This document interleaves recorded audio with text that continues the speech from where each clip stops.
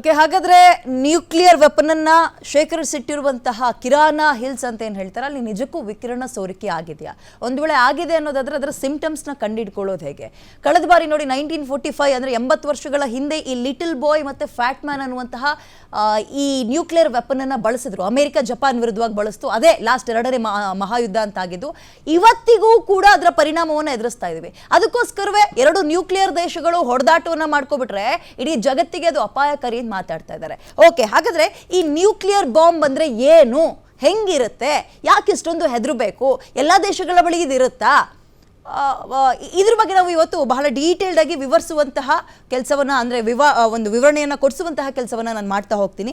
ಯಾಕಂತ ಹೇಳಿದ್ರೆ ಸಾಮಾನ್ಯ ಜನರಿಗೆ ನಾವು ಹೆಸರು ಕೇಳಿರ್ತೀವಷ್ಟೇ, ಇದರ ಅರಿವು ಆಳ ಅಗಲ ನಮಗೆ ಗೊತ್ತಿರಲ್ಲ ಜ್ಞಾನದ ಬಗ್ಗೆ. ಸೊ ಮಾಹಿತಿಯನ್ನ ಅಂದ್ರೆ ಚರ್ಚೆಯನ್ನ ಮಾಡ್ತಾ ಹೋಗೋಣ. ನನ್ನ ಜೊತೆ ಗೆಸ್ಟ್ಗಳು ಕೂಡ ಇದ್ದಾರೆ. ಮೊದಲನೇದಾಗಿ ಸೀನಿಯರ್ ಸೈಂಟಿಸ್ಟ್ ಹರ್ಷ ಎನ್ಆರ್ ನನ್ನ ಜೊತೆ ಇದ್ದಾರೆ. ಸರ್ ನಮಸ್ತೆ, ಕಾರ್ಯಕ್ರಮಕ್ಕೆ ಸ್ವಾಗತ ತಮಗೆ.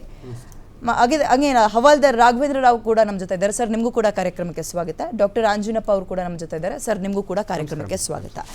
ಈಗ ಸಾಮಾನ್ಯವಾಗಿ ನಾನು ಹರ್ಷ ಸರ್ ನಿಮ್ಮನ್ನೇ ಕೇಳ್ತಾ ಹೋಗ್ತೀನಿ. ನ್ಯೂಕ್ಲಿಯರ್ ವೆಪನ್ ಅಂತ ಕೇಳಿದ್ದೀವಿ, ಬಟ್ ಹೇಗಿರುತ್ತೆ, ಹೇಗೆ ಬಳಸ್ತಾರೆ, ಇದು ಯಾವುದು ಕೂಡ ಗೊತ್ತಿಲ್ಲ. ಸೊ ಸಾಮಾನ್ಯ ಜನರಿಗೆ ಅರ್ಥ ಆಗೋ ರೀತಿಯಲ್ಲಿ ಈ ನ್ಯೂಕ್ಲಿಯರ್ ವೆಪನ್ ಬಗ್ಗೆ ನೀವು ಹೇಳೋದಾದ್ರೆ ಏನಿದು, ಹೇಗಿರುತ್ತೆ? ಓಕೆ, ಇದ್ರ ಬಗ್ಗೆ ಹೇಳೋದಾದರೆ, ಈಗ ನಮಗೆ ಕಣ್ಣಿಗೆ ಕಾಣುವಂಥ ವಸ್ತುಗಳಾದರೆ ಅದ್ರ ವಿರುದ್ಧ ಹೋರಾಡೋದು ತುಂಬ ಸುಲಭ ಇರುತ್ತೆ. ಈಗ ನಾವು ಒಂದೇನು ಸಿಂಪಲ್ ಒಂದು ಎಕ್ಸಾಂಪಲ್ ತಗೋಬೇಕು ಅಂದರೆ ಬಯೋ ವೆಪನ್. ಅದರಿಂದ ನಾವು ಯಾಕೆ ತುಂಬ ಹೆದರ್ತೀವಿ ಅಂದರೆ ಅದರಲ್ಲಿರೋ ಕಣಗಳು ನಮ್ಮ ಕಣ್ಣಿಗೆ ಕಾಣೋದಿಲ್ಲ. ಅದೇ ರೀತಿ ನಾವು ಬ್ಯಾಲಿಸ್ಟಿಕ್ಸ್ ಅಂತ ಬಂದಾಗ ಒಂದು ಗನ್ನಿಂದ ಬರುವಂಥ ಬುಲೆಟ್ ಆದರೆ ಅದು ಕಣ್ಣಿಗೆ ಕಾಣುತ್ತೆ. ನೀವು ಅದರಿಂದ ತಪ್ಪಿಸ್ಕೋಬೋದು ಅಥವಾ ಅದ್ರ ವಿರುದ್ಧ ಹೋರಾಡ್ಬೋದು, ಪ್ರೊಟೆಕ್ಷನ್ ಕ್ರಿಯೇಟ್ ಮಾಡ್ಬೋದು. ಆದರೆ ಈ ಒಂದು ಏನು ನಾವು ನ್ಯೂಕ್ಲಿಯರ್ ಎಂಟಿಟಿ ಅಂತ ಏನು ಹೇಳ್ತೀವಿ, ಇದು ಸಬ್ ಅಟಾಮಿಕ್ ಪಾರ್ಟಿಕಲ್ಸ್ ಅಂತ ಹೇಳ್ತೀವಿ. ತುಂಬ ಸಣ್ಣದಿರುತ್ತೆ, ಅದು ಕಣ್ಣಿಗೆ ಕಾಣೋದಿಲ್ಲ. ಅದು ಅದರಿಂದ ಕ್ರಿಯೇಟ್ ಆಗೋ ನಿಮಗೆ ಬರೀ ಒಂದು ಬ್ಲಾಸ್ಟ್ ಅಂತ ಆಯಿತು ಅಂದಾಗ ಬರೀ ಸೌಂಡು ಅಥವಾ ಅದರಿಂದ ಹೀಟು ಬರೀ ಇದಿಷ್ಟು ಮಾತ್ರ ಬರಲ್ಲ. ಇದರಿಂದ ಇನ್ನೊಂದು ಅಪಾಯಕಾರಿ ವಿಚಾರ ಬರುತ್ತಿದ್ರಿಂದ ಅಂದರೆ ಅದು ರೇಡಿಯೇಷನ್. ಸೊ ಈ ರೇಡಿಯೇಷನ್ ಏನಿದು ಎಮಿಟ್ ಮಾಡುತ್ತೆ ಅಥವಾ ಒಂದು ಏನು ಇದರಿಂದ ಬರುತ್ತೆ, ಇದು ಬರೀ ಆ ಕ್ಷಣಕ್ಕೆ ಅಪಾಯ ಅಲ್ಲ, ಇದು ಒಂದು ಲಾಂಗ್ ಟೈಮ್ವರೆಗೂ ಇದು ಎಫೆಕ್ಟ್ ಮಾಡುತ್ತೆ. ಯಾಕೆಂದರೆ ಈಗ ನಿಮಗೆ ಒಂದು ಗಾಯ ಆದಾಗ ಅದನ್ನು ನೋಡಿ ನೀವು ಸರಿಪಡಿಸ್ಕೋಬೋದು. ಆದರೆ ಇದರಿಂದ ಬರುವಂಥ ರೇಡಿಯೇಷನ್ ಏನಿದೆ ಅದು ನಿಮ್ಮ DNA ಲೆವೆಲ್ವರೆಗೂ ಡ್ಯಾಮೇಜ್ ಮಾಡುತ್ತೆ. ಬ್ರೀತ್ ಇನ್ ಮಾಡೋದ್ರಿಂದ, ಬ್ರೀತ್ ಇನ್ ಅಂತಾನೆ ಅಲ್ಲ, ಸ್ಕಿನ್ ಮುಖಾಂತರ. ಈಗ ಅದು ನಿಮಗೆ ಒಂದು ಬ್ಲಾಸ್ಟ್ ಅಂತ ಆದ ತಕ್ಷಣ ಡೆಟೋನೇಟಿಂಗ್ ಎಫೆಕ್ಟ್ ಅಂತ ಕರಿತೀವಿ, ಒಂದು ಶಾಕ್ ವೇವ್ ಅಂತ ಬರುತ್ತೆ. ಅದು ಏನು ಮಾಡುತ್ತೆ, ನಿಮ್ಮ ಒಂದು ಸ್ಕಿನ್ನ ಆ ಹೀಟು ಮತ್ತು ಶಾಕ್ ವೇವಿಂದ ನಿಮ್ಮ ಸ್ಕಿನ್ ಡ್ಯಾಮೇಜ್ ಆಗುತ್ತೆ, ನಿಮಗೆ ತೊಂದರೆಗಳಾಗುತ್ತೆ, ನೀವು ಉಸಿರಾಡ್ತಿರ್ತೀರ. ಸೊ ಇದರಿಂದ ಏನಾಗುತ್ತೆ, ಈ ಕಣಗಳು ಏನಿದೆ ರೇಡಿಯೇಷನ್ ಕ್ರಿಯೇಟ್ ಮಾಡುವಂಥ ಕಣಗಳು ನಿಮ್ಮ ಬಾಡಿನ ಡೆಫಿನೆಟ್ಲಿ ರೀಚ್ ಆಗೇ ಆಗುತ್ತೆ. ಸೊ ಇದು ಬರೀ ರೀಚ್ ಆಗಿ ಅದನ್ನು ಬರೀ ನಿಮಗೆ ಒಂದು ಗಾಯ ಮಾತ್ರ ಮಾಡಲ್ಲ, ಒಳಗೋಗಿ ನಿಮ್ಮ ಒಳಗಡೆ ಇರುವಂಥ ಸೆಲ್ಲು, ಅದರಲ್ಲಿರುವಂಥ DNA ಅನ್ನು ಇದು ಎಫೆಕ್ಟ್ ಮಾಡ್ತಾ ಬರುತ್ತೆ.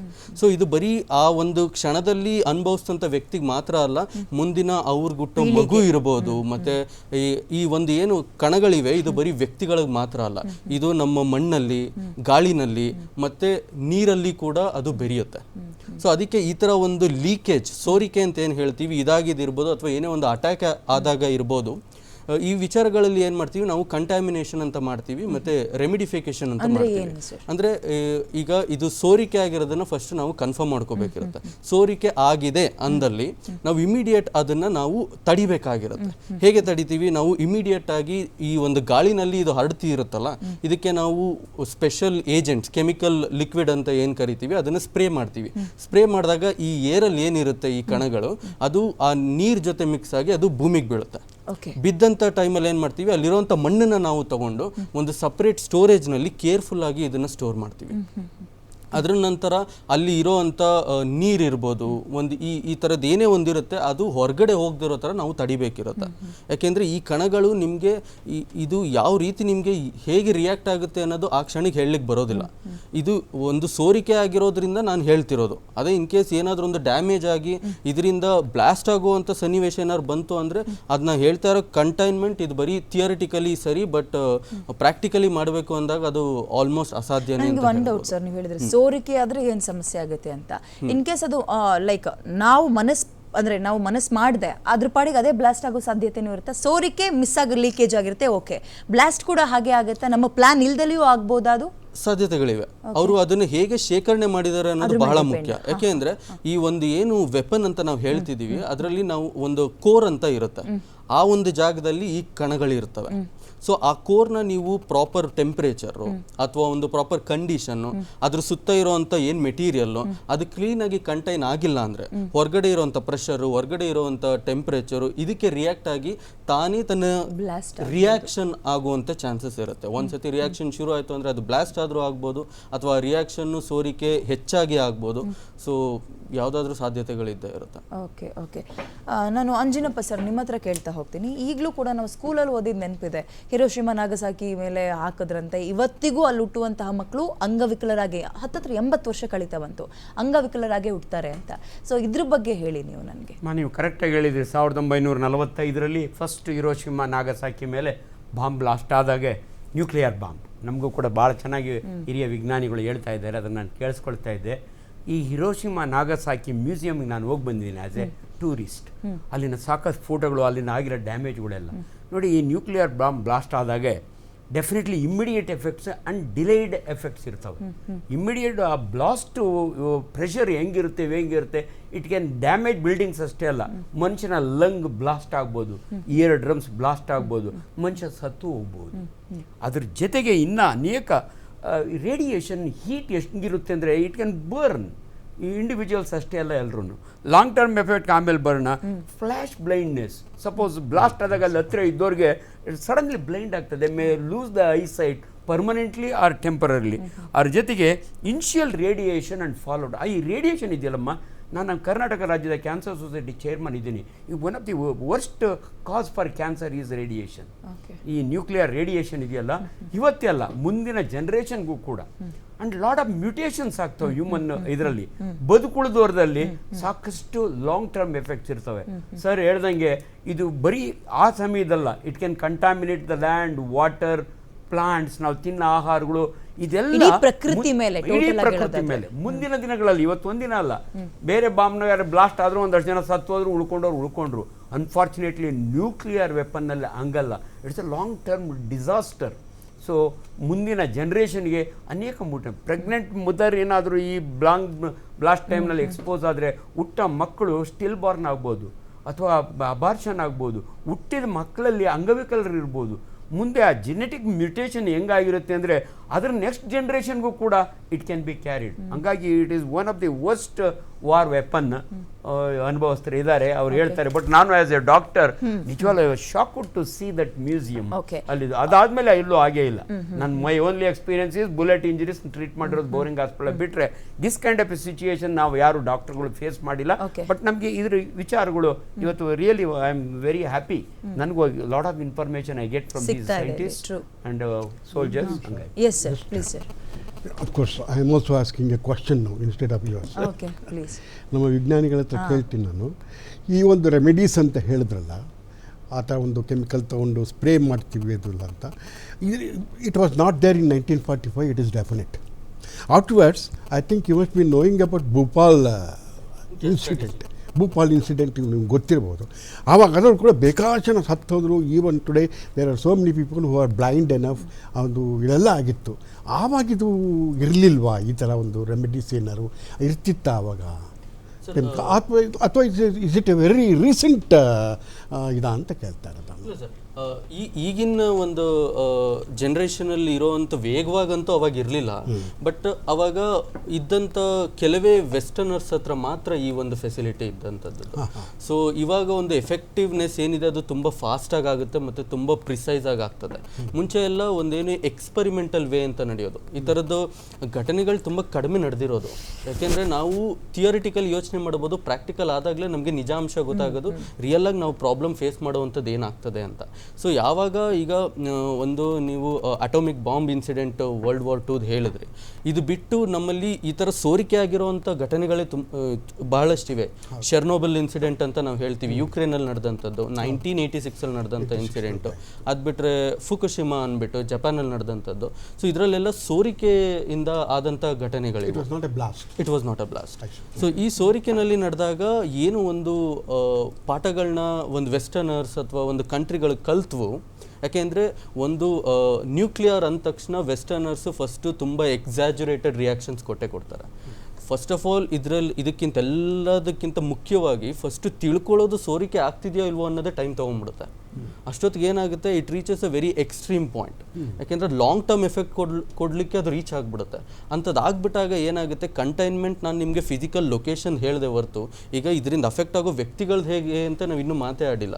ಯಾಕೆಂದರೆ ಇವ್ರನ್ನ ಆಸ್ಪತ್ರೆಗೆ ತೊಗೊಂಡೋದ್ರೆ ಒಬ್ಬ ಇಮಿಡಿಯೇಟ್ ಎಮರ್ಜೆನ್ಸಿನ ಅಟೆಂಡ್ ಮಾಡ್ದಂಗೆ ಅವ್ರು ಅಟೆಂಡೇ ಮಾಡಲಿಕ್ಕಾಗಲ್ಲ. ಅವ್ರನ್ನ ಒಂದು ರೇಡಿಯೇಷನ್ ಕಂಟೈನ್ಮೆಂಟ್ ರೂಮಿಗೆ ತೊಗೊಂಡೋಗ್ಬೇಕು. ನಮ್ಮ ಒಂದು ಡಾಕ್ಟರ್ಸ್ ಏನಿರ್ತಾರೆ ಅವರು PPE ಕಿಟ್ ಅಂತ ಏನು ಹೇಳ್ತೀವಿ, ಅದರದ್ದು ಹೈಯರ್ ವರ್ಷನ್ ಬರುತ್ತೆ ರೇಡಿಯೇಷನ್ ಎಫೆಕ್ಟ್ನ ತಡೆಯುವಂಥದ್ದು, ಅದನ್ನು ವೇರ್ ಮಾಡಿ ಹೋಗುವಂಥದ್ದು.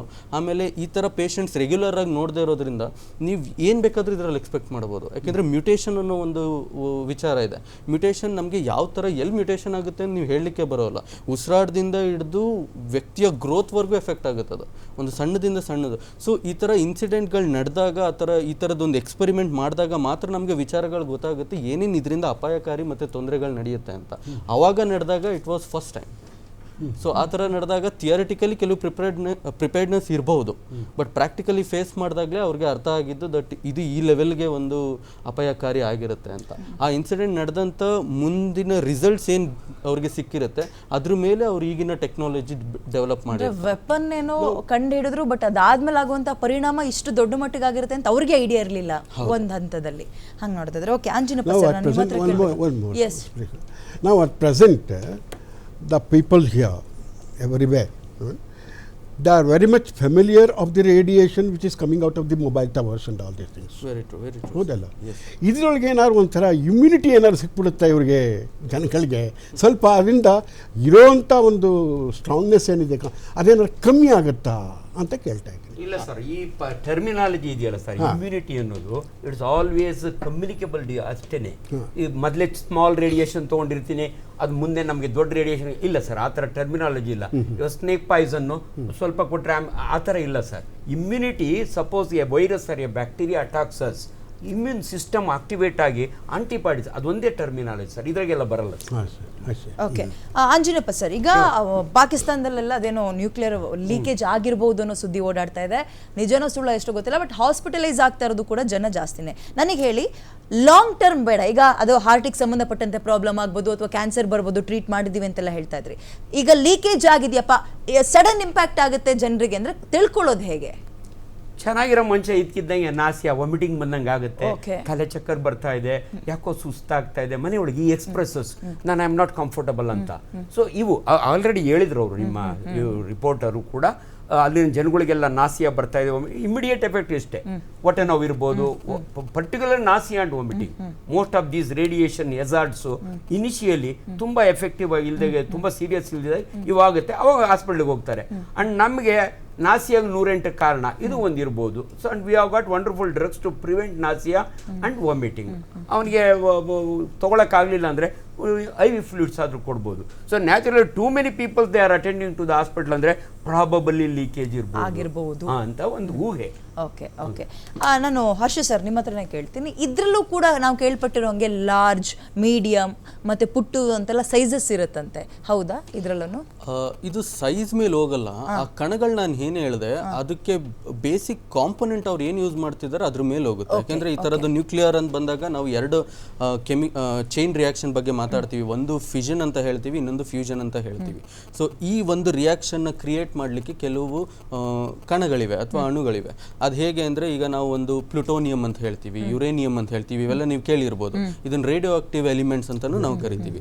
ಇದೇ ಥರ ನಾವು ಲಿಥಿಯಂ, ಡ್ಯೂಟೇರಿಯಂ ಅಂತಲೂ ಹೇಳ್ತೀವಿ. ಇದು ಫ್ಯೂಷನ್ ರಿಯಾಕ್ಷನ್ ಕ್ರಿಯೇಟ್ ಮಾಡುವಂಥದ್ದು.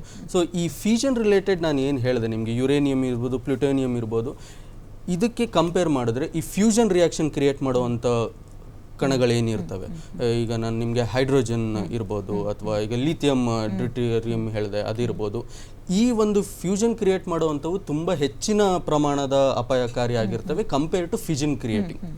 ಸೊ ಈ ಥರ ಯಾವ ಒಂದು ನಮಗೆ ಕಾಮನ್ ಮ್ಯಾನ್ ಕ್ವಶನ್, ಇದನ್ನ ಸ್ಟೋರ್ ಮಾಡ್ತಾರಲ್ಲ ಕಂಟೈನರ್ಸ್ಗೆ ಏನೋ ಸೈಜ್ ಇರುತ್ತಾ ಅಂತ ಮೇಡಮ್ ಕೇಳಿದ್ಮೇಲೆ ನನಗೆ ಅದೇ ಡೌಟ್. ಇವನು ಸ್ಟೋರ್ ಮಾಡ್ತಾರಲ್ಲ ಕಂಟೈನರ್ ಚಿಕ್ಕದು ದೊಡ್ಡದು ಹಂಗೇನೋ ಇರುತ್ತಾ ಅಂತ. ಹಾಂ ಸರ್, ಇರುತ್ತೆ. ಯಾಕೆಂದರೆ ಈ ಒಂದು ಸ್ಫೋಟಗೊಳ್ಳುವಂಥ ಮೆಕ್ಯಾನಿಸಮ್ ಏನಿದೆ ಅದನ್ನು ಅವ್ರು ಯಾವ ಥರ ಸ್ಟ್ರಕ್ಚರ್ ಮಾಡಿರ್ತಾರೆ ಅದ್ರ ಮೇಲೆ ಆ ಸೈಜ್ ಡಿಫರ್ ಆಗ್ತಾ ಹೋಗುತ್ತೆ. ಕೆಲವು ಟೈಮ್ ಒಂದು ಟ್ರಿಗರಿಂಗ್ ಪಾಯಿಂಟ್ ಇಟ್ಟಿರ್ತಾರೆ ಆ ಇಡೀ ಇದಕ್ಕೆ, ಅದು ಬಿದ್ದ ತಕ್ಷಣ ಅದು ಟ್ರಿಗರಿಂಗ್ ಪಾಯಿಂಟ್ ಬ್ಲಾಸ್ಟ್ ಆಗಬೇಕು, ಒಳಗಿರುವಂಥ ರಿಯಾಕ್ಷನ್ ಶುರು ಆಗಿಬಿಡಬೇಕು. ಕೆಲವು ಟೈಮ್ ಏನು ಮಾಡ್ತಾರೆ, ರಿಯಾಕ್ಷನ್ ತುಂಬ ಫಾಸ್ಟಾಗಿ ಆಗಬೇಕು ಅಂದ್ಬಿಟ್ಟು ಮಲ್ಟಿಪಲ್ ಇಗ್ನೈಷನ್ ಕಾಂಪೊನೆಂಟ್ನ ಇಡ್ತಾರೆ. ಆ ಥರ ಮಲ್ಟಿಪಲ್ ಒಂದಕ್ಕಿಂತ ಹೆಚ್ಚಾಗಿ ಇಟ್ಟಾಗ ಸೈಜು ದೊಡ್ಡದಾಗ್ತದೆ. ಓಕೆ ಇನ್ನೊಂದು ಸ್ಮಾಲ್ ಕ್ವಶನ್, ಈ ಕಣಗಳು ಅಂತ ಏನು ಹೇಳಿದ್ರಲ್ಲ, ಅದು ಇದನ್ನು ನೀವು ಫೈರ್ ಮಾಡಿದ ತಕ್ಷಣ when it's explodes or anything like that, ಅದಾದ ತಕ್ಷಣ ಆ ಕಣಗಳೇನಾದ್ರು ಡಬಲ್ ಟ್ರಿಪಲ್ ತನಗೆ ತಾನೇ ಇದಾಗ್ತಾ ಹೋಗುತ್ತಾ? ಹೌದು sir, that is very important. ಅದನ್ನೇ ನಾವು ಫಿಷನ್ ಅಂತ Fission, ಹೇಳ್ತೀವಿ. fission, ಆ ಒಂದು ಏನು ಕಣಗಳಿಗೆ ನಾವು ಕಣಗಳು ಅಂತ ನಾನು ಏನು ಹೇಳ್ತೀನಿ ಅದು ಬಂದು ನ್ಯೂಟ್ರಾನ್, ಪ್ರೋಟಾನ್ ಮತ್ತು ಎಲೆಕ್ಟ್ರಾನ್ಸ್. ಸೊ ಈ ಕಣಗಳು ಏನಿರ್ತವೆ, ಸೊ ಈ ನ್ಯೂಕ್ಲಿಯಸ್ ಅಂತ ಏನು ಹೇಳ್ತೀವಿ, ಯಾವುದೇ ಒಂದು ವಸ್ತು ತಗೊಂಡ್ರೆ ಆ ವಸ್ತು ಆಟಮ್ ಅನ್ನು ಇದರಿಂದ ಮಾಡಿರ್ತಾರೆ ಅಂತ ಏನು ಹೇಳ್ತೀವಿ, ಅದರದ್ದು ಸೆಂಟರ್ ಪಾರ್ಟ್ನ ನಾವು ನ್ಯೂಕ್ಲಿಯಸ್ ಅಂತ ಹೇಳ್ತೀವಿ. ಇದು 1 ರಿಂದ 2, 2 ರಿಂದ 4 ಈ ಥರ ಸ್ಪ್ಲಿಟ್ ಆಗ್ತಾ ಹೋಗುತ್ತೆ. ಅದು ಕ್ರಿಯೇಟ್ ಮಾಡೋದು. ಈ 1 ರಿಂದ 2 ರಿಂದ 4 ರಿಂದ ಆಗುವಂಥ ಪ್ರತಿಯೊಂದು ಕಣಗಳು ತಮ್ಮ ರೇಡಿಯೇಷನ್ ಬಿಡ್ತಾ ಹೋಗ್ತದೆ. ಸೊ ಟೈಮ್ ಕಳೆದಂತೆ ಬ್ಲಾಸ್ಟ್ ಆದಂಗೆ ಎಫೆಕ್ಟ್ ಜಾಸ್ತಿ ಆಗ್ತಾ ಹೋಗ್ತದೆ. ಇದ್ರ ಜೊತೆ that fusion is unlimited, I think. So that is just ಅದು ಒಂದು ಈಕ್ವಿಲಿಬ್ರಿಯಂ ಅನ್ನೋ ಒಂದು ಇದೆ ಹೇಳ್ತೀವಿ, ಒಂದು ಪಾಯಿಂಟ್ನ ರೀಚ್ ಆಗೋವರೆಗೂ ಅದು ಸ್ಪ್ಲಿಟ್ ಆಗ್ತಾನೆ ಇರುತ್ತೆ. ಡಬಲ್ ಆಗ್ತಾ ಹೋಗುತ್ತೆ.